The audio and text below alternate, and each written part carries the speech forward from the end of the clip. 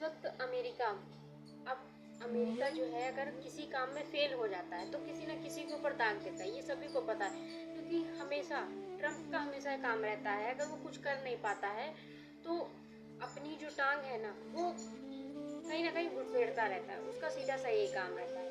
तो अब क्या हुआ, जो रसिया यूक्रेन का जो युद्ध था, अब वो सीधा दाग रहा है कि भारत के ऊपर, कि जो भारत है, अगर रसिया यूक्रेन रूस से अगर जो युद्ध था वो चल रहा था इसलिए नहीं रुका क्योंकि भारत जो है रूस से लगातार तेल ले रहा था।